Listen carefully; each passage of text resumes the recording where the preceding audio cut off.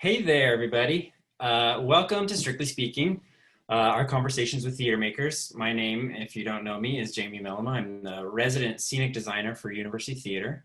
And this is my second time hosting this.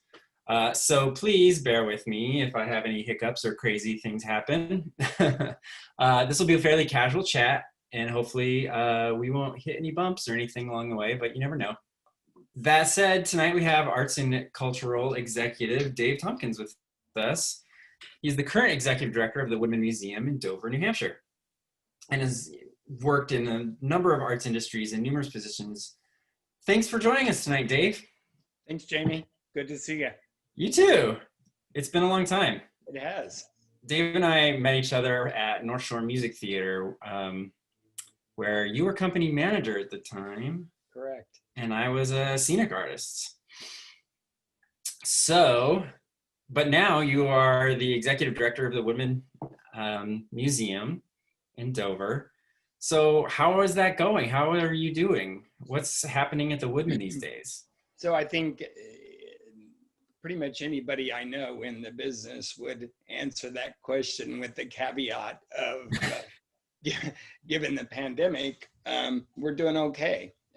I would say easily this is one of the most challenging years in our 104-year history. It's fundraising is a major challenge, as would be expected. But we had to close. We typically open in March, and we had to close till July 1st.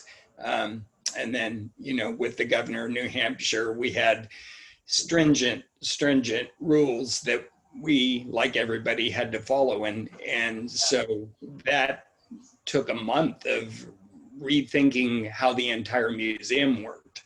So we've, as you said earlier, we hope for no bumps. There were bumps, there were things that happened, but over the time we've figured it out, and we've been able to serve the community in a more limited capacity. But we've opened, and I just produced a socially distant outdoor concert series that we did 4 concerts, and that was well attended and really embraced by the community, as people just needed to get out and have something that they felt safe attending, and that's gone really well.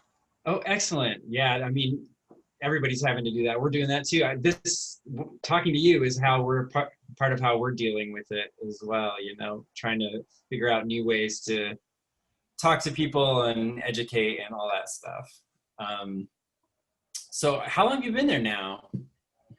I've been there, this is my 3rd season. So Nice. This season basically goes from March through December. We're a seasonal museum. Okay. Most of the museums in New Hampshire our buildings are all, 3 of them are circa early 1800.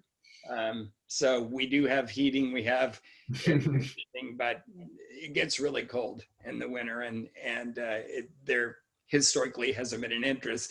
And then our garrison house, which was a fortified garrison,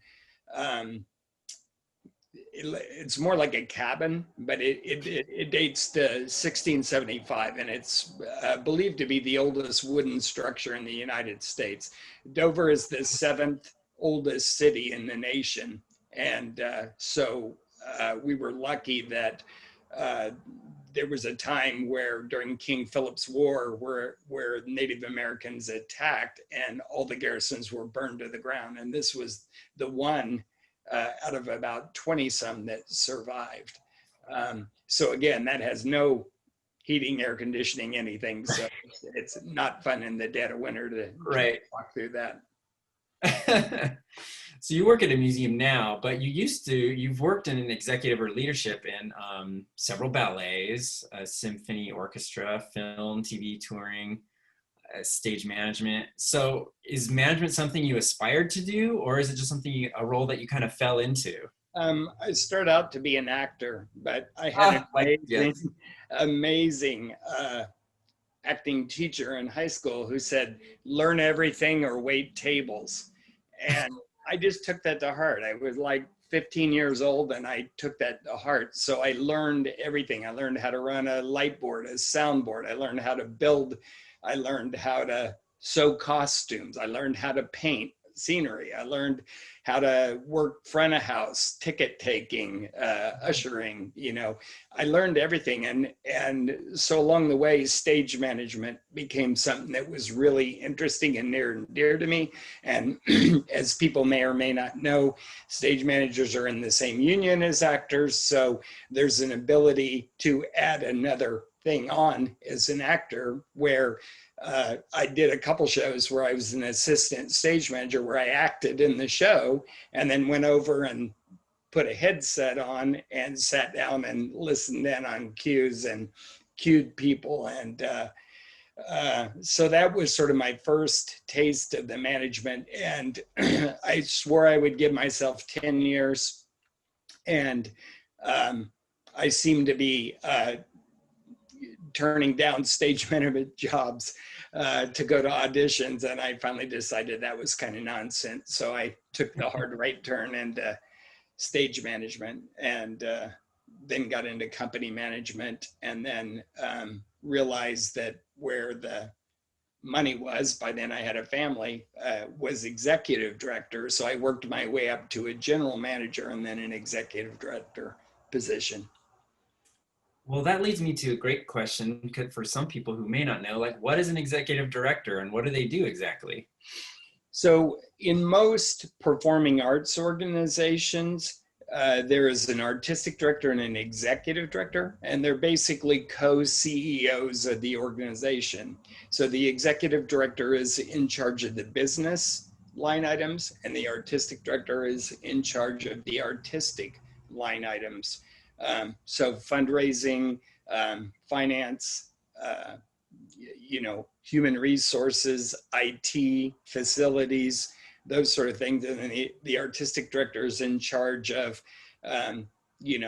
hiring the actors, auditioning the actors, choosing the shows.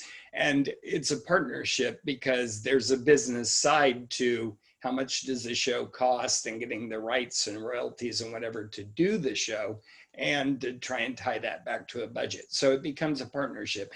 In performing arts centers and museums, more often, the executive director, or often they're called president or sometimes CEO, are the sole head of the organization, and they oversee everything.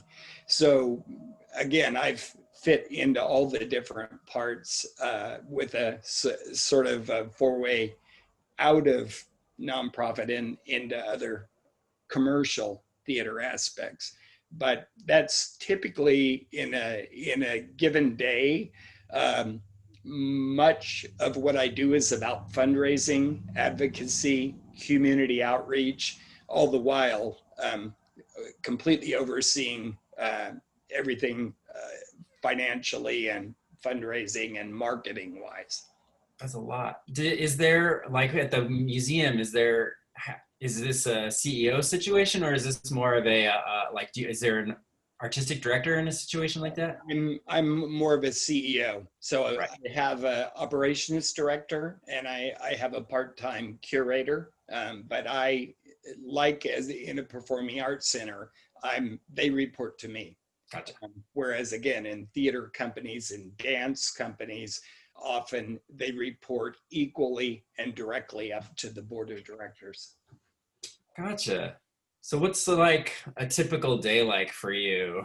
I mean, you could do pre-COVID or post, whatever you want. Either one. I mean, the good thing about it is, and that's what I really like about being an executive director, is no 2 days ever are the same. And, you can look at your calendar going out and, and this is true in many businesses, but, things come up, things change, new opportunities, so you never know what your day's going to bring. You make a plan, and if I can get through half of what I planned in a week, that probably is a successful week, because there's just always new things, new issues, new challenges, and especially with the COVID thing, that's been really true because, you know, we do only private tours. We have hospital grade sprayer. We have to follow the tour as it's done and disinfect everything with a,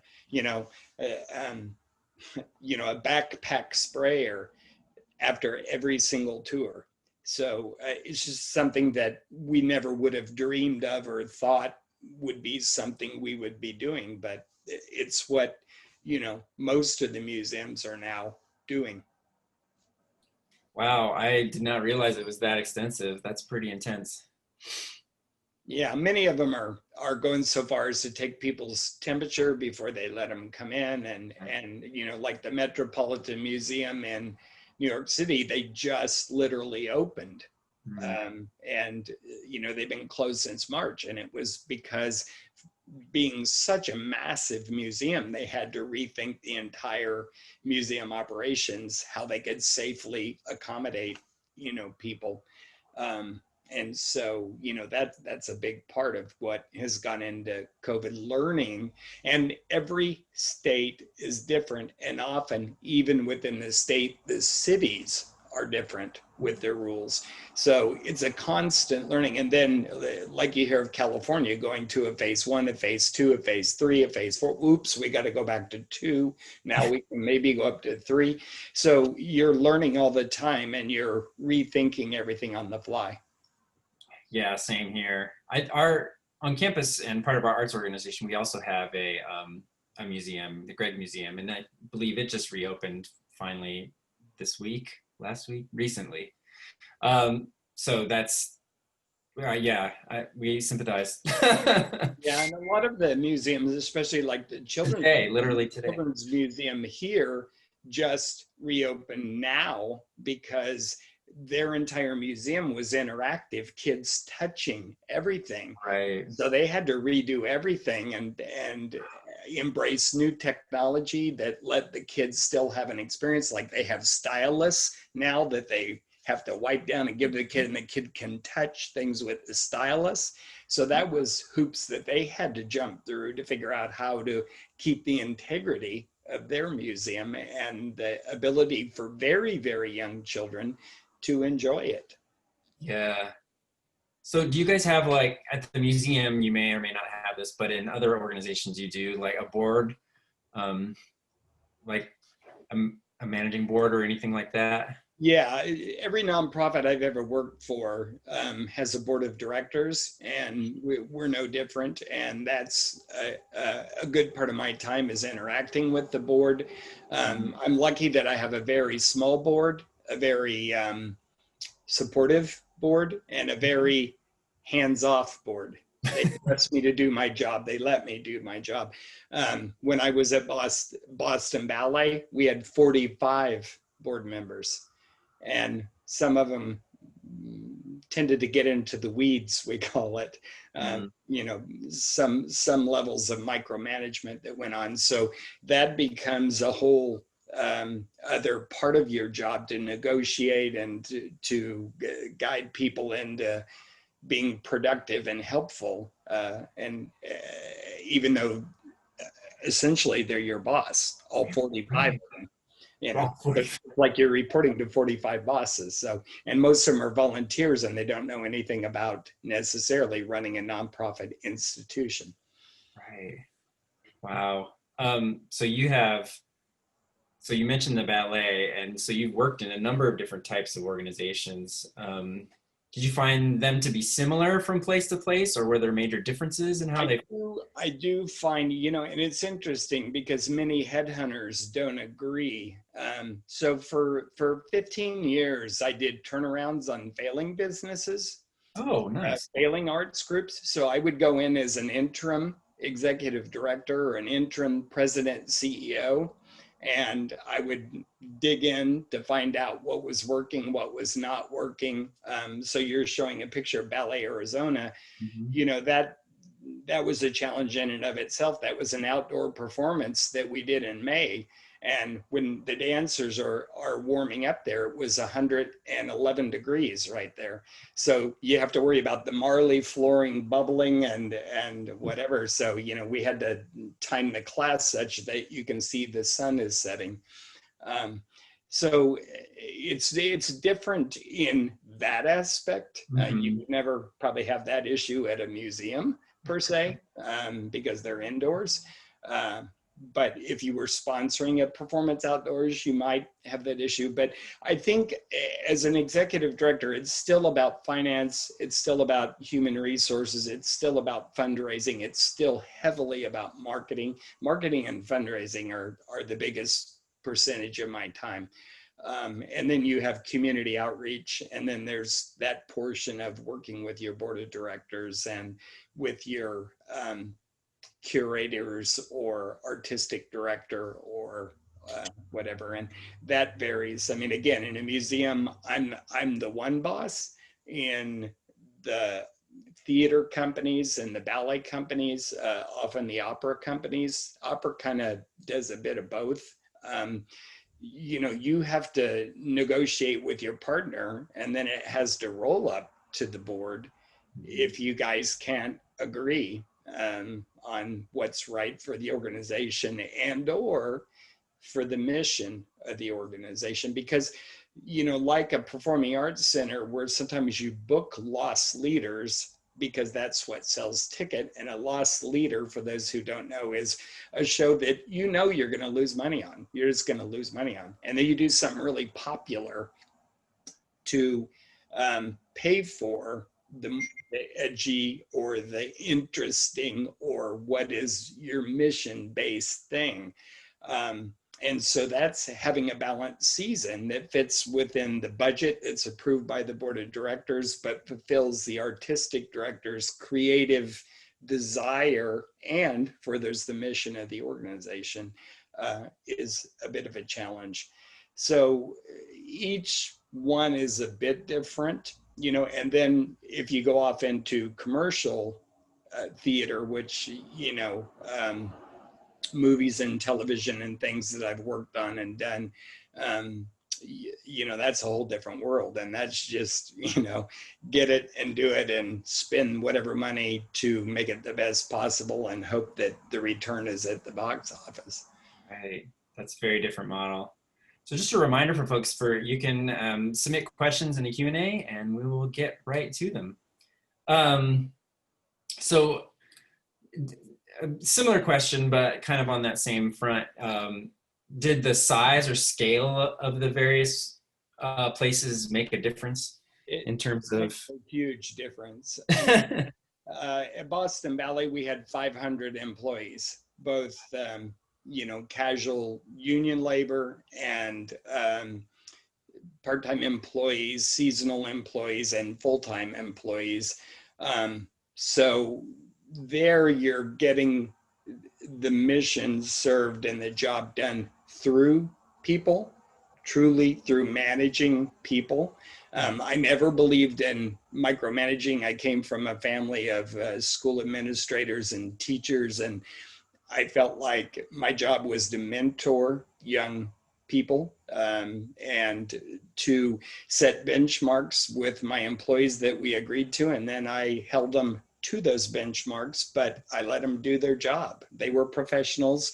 And I couldn't know every single job of every single person at Boston Ballet. So that was the way. Currently, I have myself and one other full-time employee.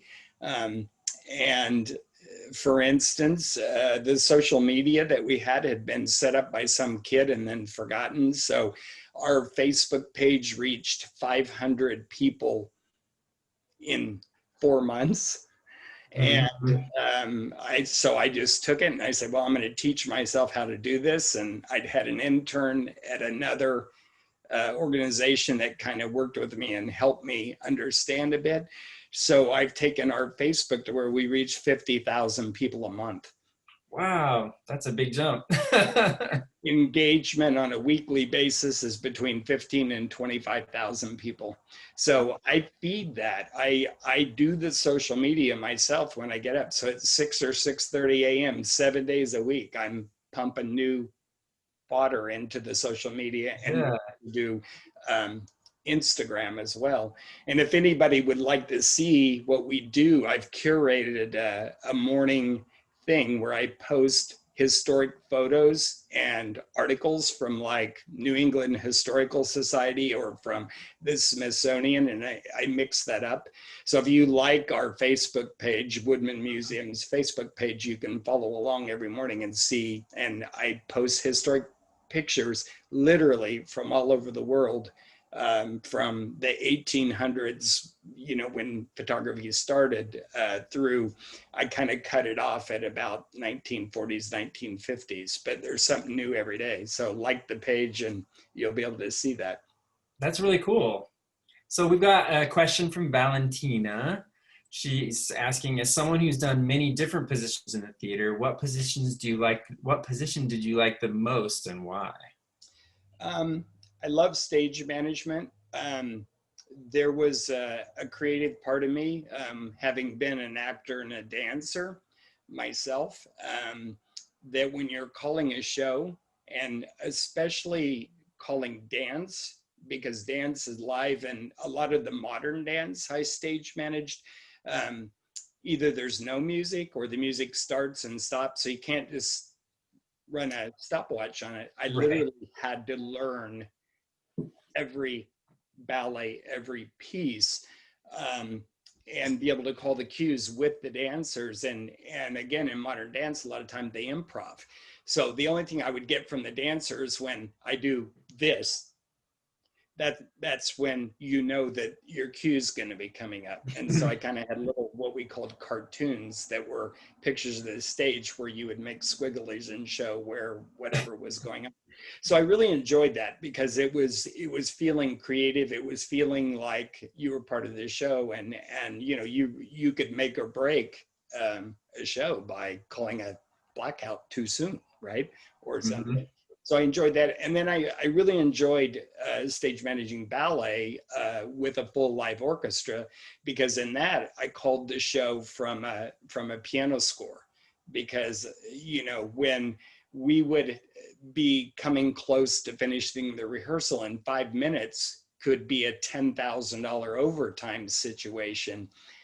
Everything that I did to start and stop the show for the dancer's sake, for the orchestra's sake, for the sake of the tech crew, I needed to be able to get everybody back on the page. So I was able to, follow the score, and I could say to the maestro, the conductor, okay, let's go back to rehearsal number J, bar 3, and everybody immediately knew where we're at. And then I could say to the crew, okay, we're going back to fly Q11, light Q32, sound Q16, and everybody knew immediately within a minute or less how to get right back on cue and go. And so that could be the difference between 5 minutes of overtime, massive, expensive overtime, or not, because you've got the stagehands, you have the dancers, all union. And when you have 45 stagehands running a big ballet show and you have 50 dancers, it all adds up. So I think I really enjoyed the stage management piece. I enjoyed doing events. I stage managed Sundance Film Festival award show for 10 years. So that was, we took over an indoor soccer arena, and it was 3 18 to 20-hour days to do it up. And then as soon as the award show, which only ran, all that work for the award show ran about an hour and a half, we had less than 7 minutes to turn it into a rave. A big dance party.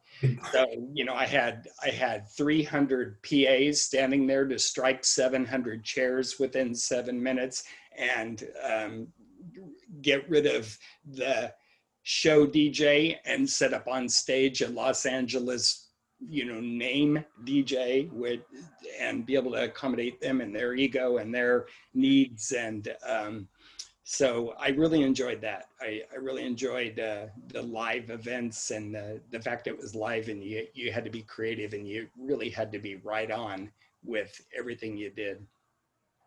Wow, that sounds intense. What is your favorite part about what you're doing now? Um, it sounds funny, but I'm a 60-year-old guy, and I like playing on social media. And I like the reaction I get from board members, from donors and whatever, when they say, "Who does your social media?" And I'm like, "I do that." "Oh, come on.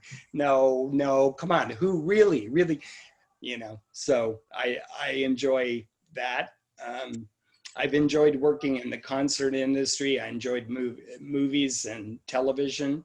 I got to work as a producer on Disney's movie The Game Plan, which had the little girl that wanted to be a ballerina and The Rock, Dwayne Johnson. Oh, yeah. And I did everything to procure the scenery, the costumes, and the dancers, and help put that whole package together. So that was fascinating and interesting. And I think we're scrolling on my morning Facebook stuff. So these are some of the things that I post and that people react to and like. That's really fascinating. These are great. So, I enjoy that. And I think just the whole idea of management, I would say in my heart of hearts, I enjoyed the larger organizations where I actually had a staff, Right. where it wasn't me doing everything all the time. But I've learned a lot. This is the smallest job I've ever had in my entire career. And I did this because for the 15 years that I was being an interim and consultant, I lived away from home a lot of the time. And I wanted to spend a few years here with my youngest, who's in high school. So I took this much smaller job. It was in the town where we live. And it's been fascinating to get to know this town and its history. Yeah, I was going to ask why the change then, but that makes tons of sense. We have a video of some stuff from the Woodmen, I think Josh said he has. Let's take a look at it. Oh, it's really cool.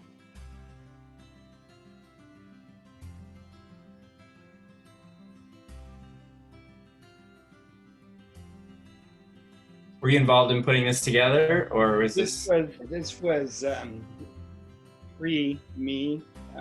We've done some videos since, but they're smaller sound bites. This was for the 100th anniversary.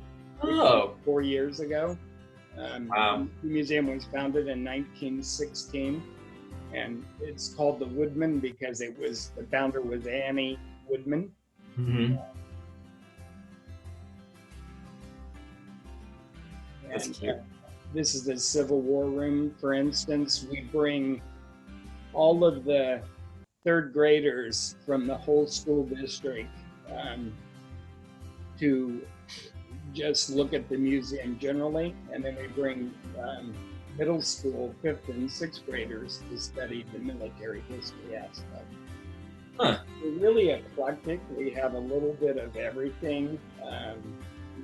We have a tax bill from the King of England. Wow. 1624. This is the garrison that they're going into here. What the garrison was it was a fortified residence, and there'd be smaller cabins around, and then there would be this, you can see the logs, they're like 8 to 10 inches thick, so an arrow couldn't go through them, and they're like 14 inches tall. Wow. And this is a teaching thing as well, as because it's completely outfitted with colonial era antiques. So everything, with the exception of the stockade, are period actual artifacts. Wow. That's And great. this white structure that you see, they knew that it was so important, this garrison The was so Woodmen Museum rare. was formed in They 1916 actually thanks to a built that $100,000 bequest from white Dover birthday philanthropist cake Annie Woodman. style She asked that the money structure to cover the garrison to protect it. And they did that a year Oh, later, 1917. So this is the Hale House. These are circa 1813 to 1825, the Woodman and the Hale.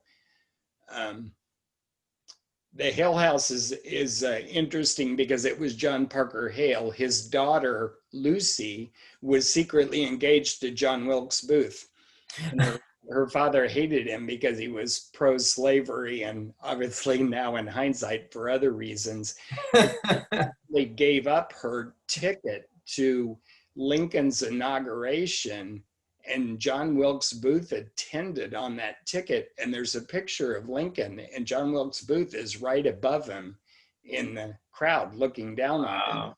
And they believe it's possible he'd attempted to or thought to assassinate him there, and he got cold feet because there were so many people there. Right.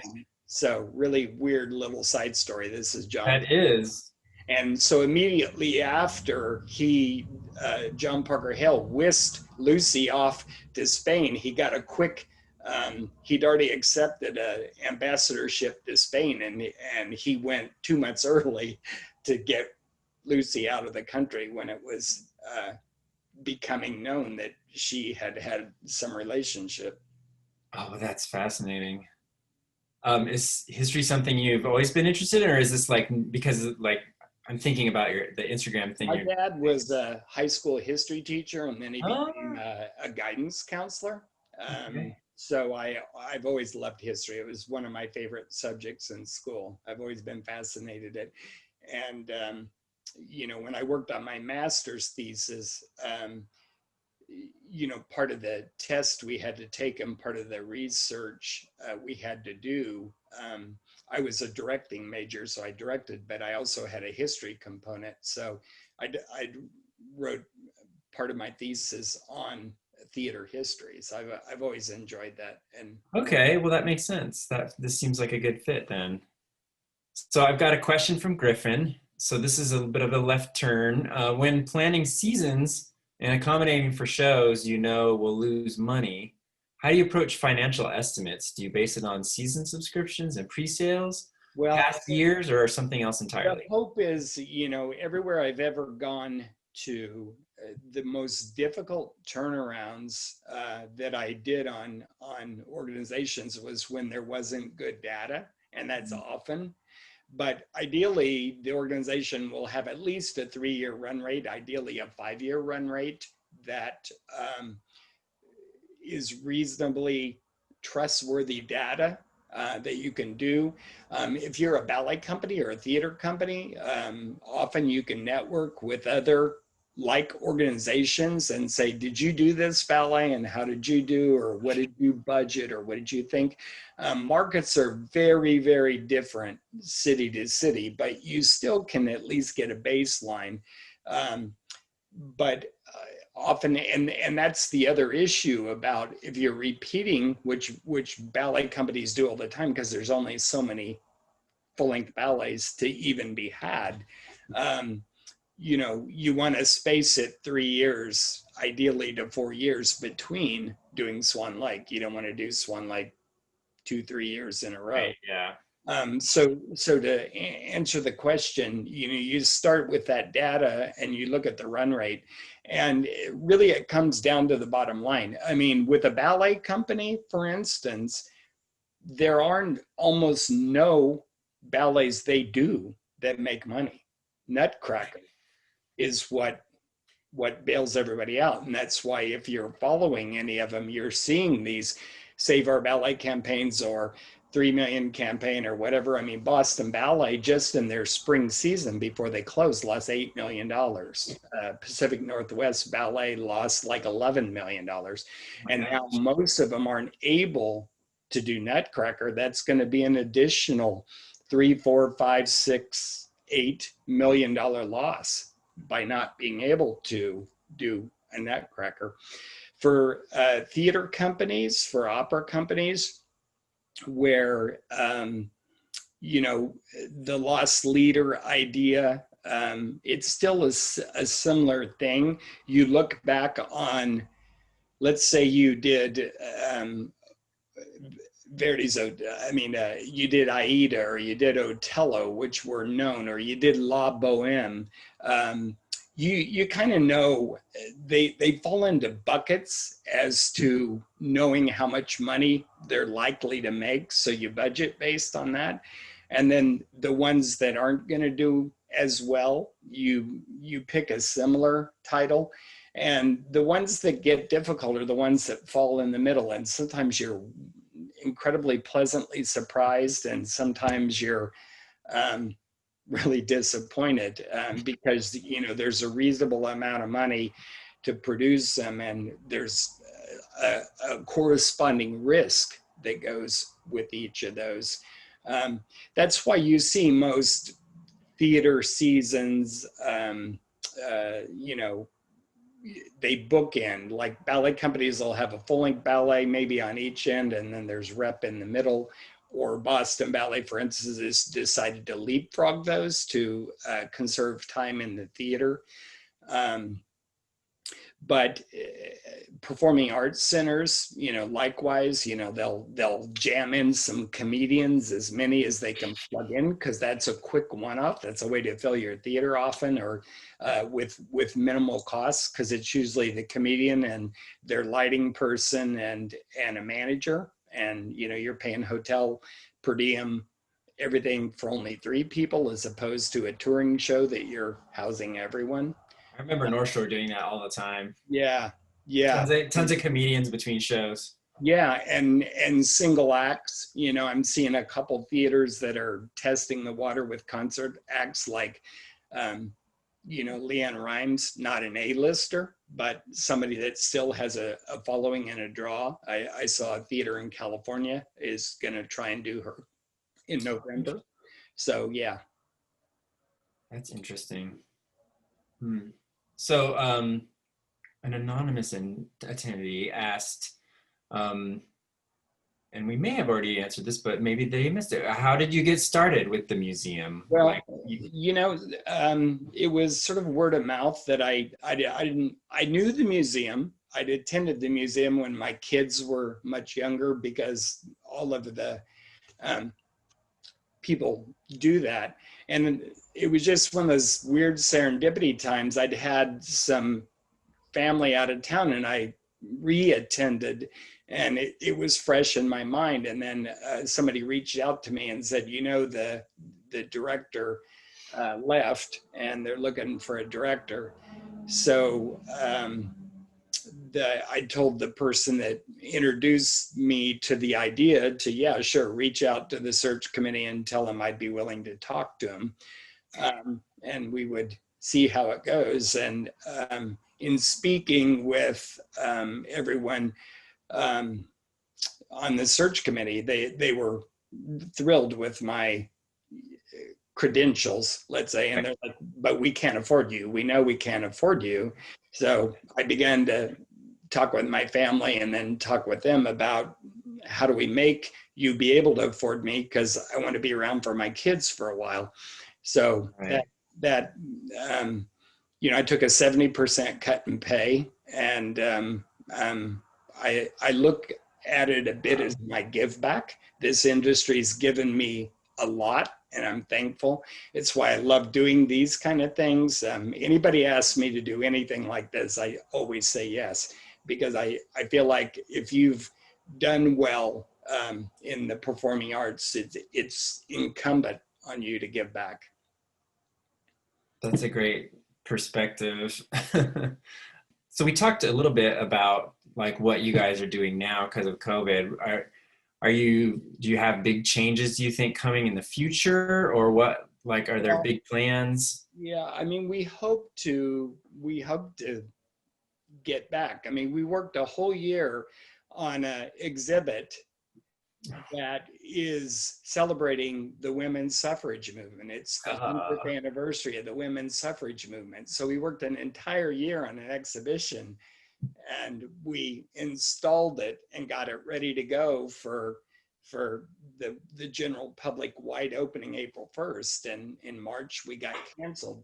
So very few people are seeing that, and that's disappointing. We canceled our entire speaker series. We went to these private tours. Like I said, we can only do 5 a day. We can, and you know, in the summer when we have people visiting, we might do 12 or 15 tours a day, or more. Right. And so it's been incredibly difficult. So we're basically running at 30% of normal through our occupancy for tours. And we usually had a plethora of events. We had a Memorial Day event outdoors. We had a Veterans Day event outdoors. We had the concerts, which we've been able to figure out how to do, but we had to cancel all of those because of the social distancing rules and requirements. So the hope for the future certainly is to get back to more of normal. But in my experience, I was running Boston Ballet during the 2008, 9, 10, and I say 11, 12, because it took Boston Ballet to get back to normal 12, 13 season before things truly got back to normal. And I believe this is going to be a similar situation. So I don't think right away, I mean, the Metropolitan Opera in New York City just announced they're not going to open again until 2022. Oh my God. I saw someone postpone to 21 or the fall of 21. Yeah, but that was in the New York Times. So I think that's, you know, something that we have to accept, that this quote unquote new normal is going to be our normal for 2, 3, 4, maybe 5 years, you know, depending on how everything plays out. Yeah. Have you had any unexpected benefits? This is from David Jones, a question. And any unexpected benefits in the museum from your theater background, such as knowledge of props or costumes? When I was a grad student, I was the one of the shop foremans for Scenic. So I had construction background growing up. I'd done a lot of stuff. I'd driven beer trucks. I'd driven dump trucks. I'd done a lot of that kind of stuff. So certainly, for instance, this concert series that I've just produced, you know, that's everything about my background. But in the museum, things break.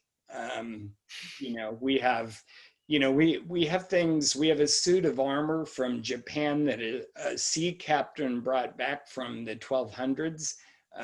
We have, you know, a meteor from China from 1545. We have, you know, and all of this stuff, you know, has to be taken out of the case, has to be cleaned professionally, carefully, and, you know, things are brittle, things, you know, break.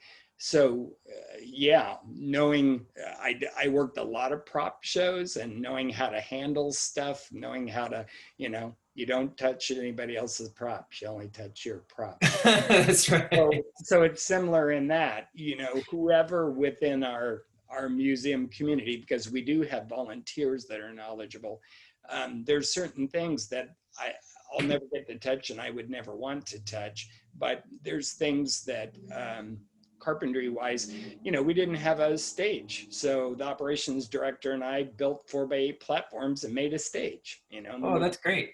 Right. So, you know, there we were with a skill saw and a, you know, screw gun. So yeah, it's every aspect. Ticketing, I had to figure out how to create tickets to these time tours. So we ended up tweaking Eventbrite and figuring out how to do that, because we're a small museum. We couldn't afford some ticketing point of sale system, right? Right. And usually people would just show up. That's how our tickets were done in the past. Now we've figured out and created on Eventbrite how to do it. We have that going forward. Likewise, we were able to use it for the concerts. So yeah, bringing that theater background has been vital. Is something like the Eventbrite thing, like are there other things like that might carry into the future of what you're doing that you might like, that you've picked up now that you might hang on to? Yeah, because we had the, you know, Eventbrite really is set up mostly to do one event. We're doing tours all summer. So we had to create a way to do a 2-person tour, a 3-person tour, all the way up to 10, which is our limit under the governor's rules in the state of New Hampshire. So we were able to set up these categories, and it had to be simple because a lot of our visitors are seniors, a lot, because they're the people that still have the deep interest in history. So it had to be incredibly simple, and we figured that out. So they go on and do a ticket, and it's, oh, me and my wife, I pushed that thing that says 2, you know, oh, I'm bringing Dorothy and Fred, I pushed the thing that says 4, and it, you know, it works for them. So that's been really successful, and really serendipity that, you know, myself and my treasurer were able to work together and figure that out. Great. So here's a general museum question from Sarah. How do you get a lot of the items for your exhibits? Or are they all permanent, or? So most of what we have is permanent. In fact, we're out of space. We have stuff in storage that we rotate. So Dover, again, 1623, it was founded. When Dover was at its boom and its height, it was a mill town and a shipping. Something like 80% of all cotton refined was refined in Dover. It would, even England was you know, having them do the raw cotton and then ship it back. So there's boats that ply the waterways in New Hampshire and Maine called gondolas, and they're a super shallow draft boat that were made to be able to, you know, operate in 16 inches of water, fully loaded with cargo. So much of that caused great wealth to assimilate in Portsmouth, New Hampshire, and Dover, New Hampshire. And so the people traveled, and they went on the grand tour of Europe, and they would see sights and things that they'd never seen before.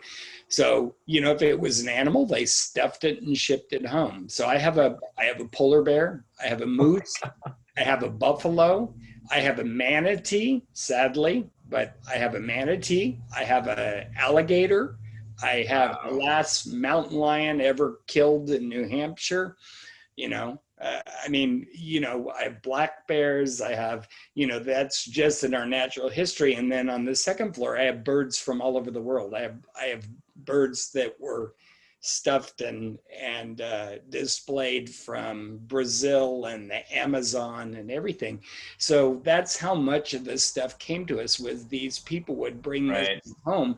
Well, then for instance, the polar bear guy, he shot a wolf. I have the wolf. As soon as he died, like literally a week after he died, his wife was like, hey, Woodmen Museum, you want this stuff?